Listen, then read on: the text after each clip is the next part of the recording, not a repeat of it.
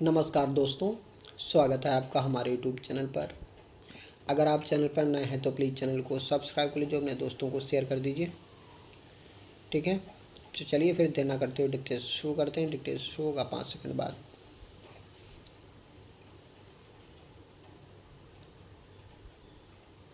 Start.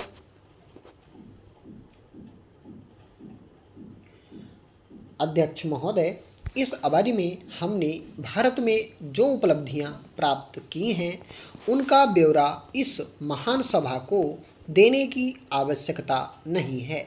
संक्षेप में यह कहा जा सकता है कि हमारे खाद्यान्न का उत्पादन दुगुना हो गया है और इसके कारण हम इस वर्ष के अभूतपूर्व सूखे का सामना करने में सफल हुए हैं।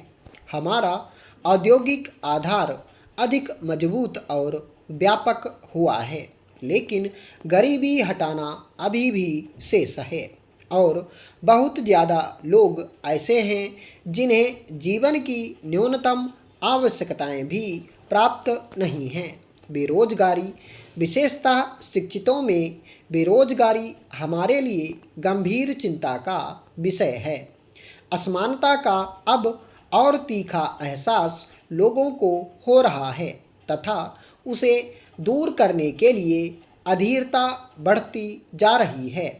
अब जबकि गरीबी और असमानता को दूर करने के लिए हमारे पास कुछ आर्थिक और संगठनात्मक उपाय हैं, हम प्रगति की गति और तीव्र करने के लिए अधिक गहराई से आतुर हैं।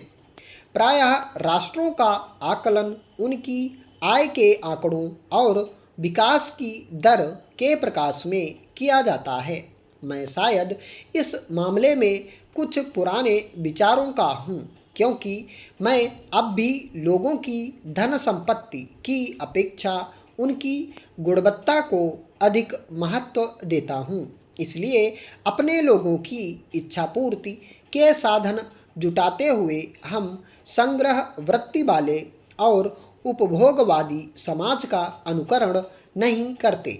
ऐसा लगता है कि अमीर और शक्तिशाली देश उनकी राजनैतिक विचारधारा कुछ भी क्यों ना हो, अच्छे जीवन के संबंध में एक जैसी धारणा बनाए हुए हैं। जैसे जैसे प्रौद्योगिकी में प्रगति होती है, यह और ज़्यादा आवश्यक हो जाता है कि हम अपने उपकरणों के हाथों की कठपुतली न बन जाएं। हमें केवल भौतिक अभिवृद्धि की चिंता न करके इस आवश्यकता की ओर भी ध्यान देना चाहिए कि हमको एक नए प्रकार के मानव का विकास करना है, जिसमें प्रौद्योगिकी का सर्वोत्तम उपयोग करने की समझ और सूझबूझ हो, जो शांति और आत्मसंतोष से जीवन यापन कर सके और अपने को आत्मबल और आत्मसंयम दे सके और जो प्रकृति से समरस हो सके। इस अन्वेषण में श्रीलंका और भारत जैसे देशों का बहुत योगदान रहा है, क्योंकि वे अपनी अपनी विरासतों के प्रति हृदय से आस्थावान रहे हैं। किसी समाज के साथ हमारे संबंध किस प्रकार के हैं, यह उतना ही महत्वपूर्ण है जितना आर्थिक गतिविधियां। हमने स्वतंत्रता के लिए संघर्ष एक ही आधार पर किया।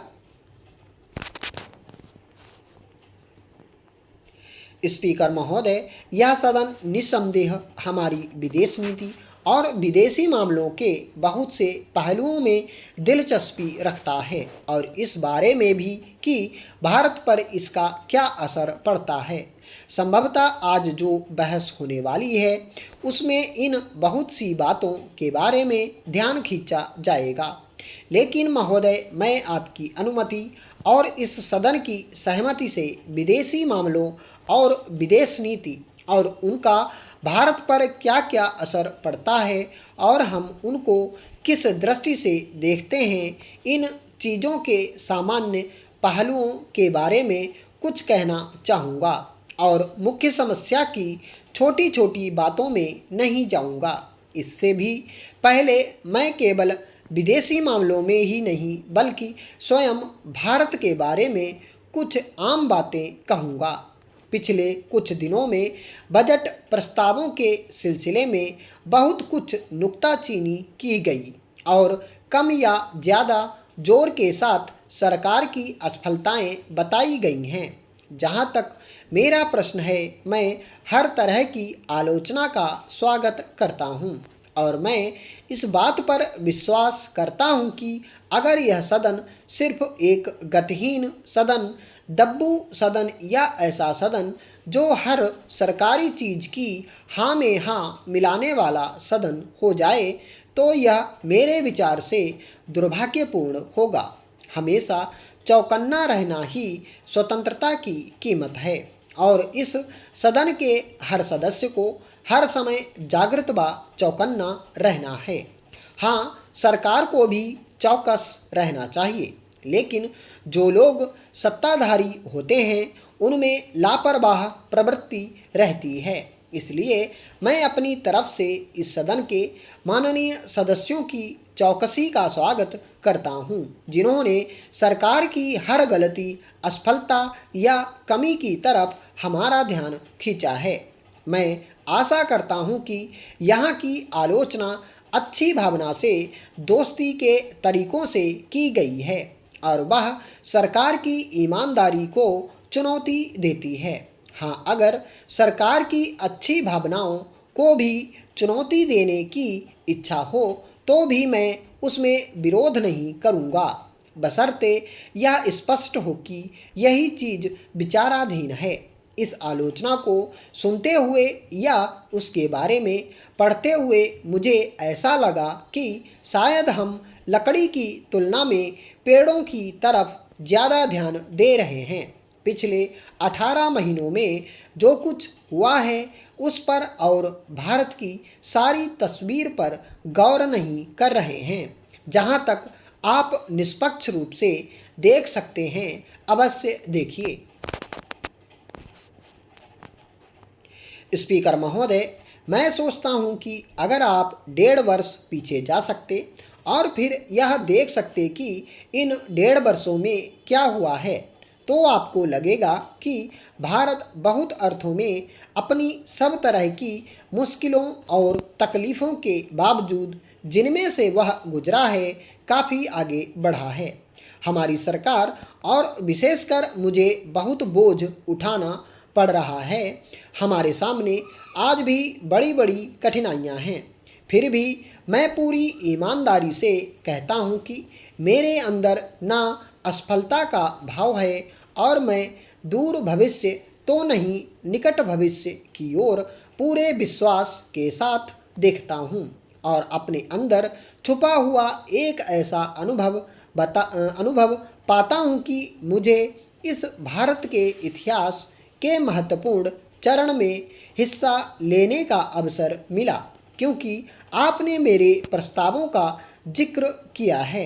इसलिए मैं एक चीज़ कहना चाहूँगा कि बजट में बहुत सी चीज़ें हुआ करती हैं जिनसे कुछ सदस्यों को शायद खुशी ना होती हो। शायद हम इस बात में या उस बात में कुछ और बेहतर काम कर सकते थे, लेकिन मैं समझता हूँ कि स्वयं बजट हमारी और हमारे राष्ट्र की ताकत की निशानी है।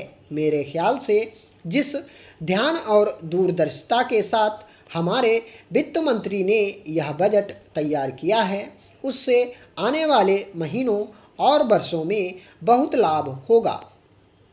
अगर मैं साफ कहूँ कि हमने बहुत फूंक फूंक कर कदम रखे हैं, क्योंकि हम में आपने जो बहुत बड़ा भरोसा रखा है उसके बारे में हम जोखिम नहीं उठाना चाहते। बहुत सी चीज़ें हैं जो हमने चाहते हुए भी नहीं की, क्योंकि हम भारत के भविष्य और भारत के वर्तमान को दांव पर नहीं लगा सकते थे। ऐसी चीज़ों में भी जो हमारे ही सिद्धांतों और विचारों के अनुसार हैं। अगर कोई जोखिम या खतरा दिखाई दिया तो हम उसमें भी आगे नहीं बढ़े तथा हम सतर्कता के साथ आगे बढ़े हैं।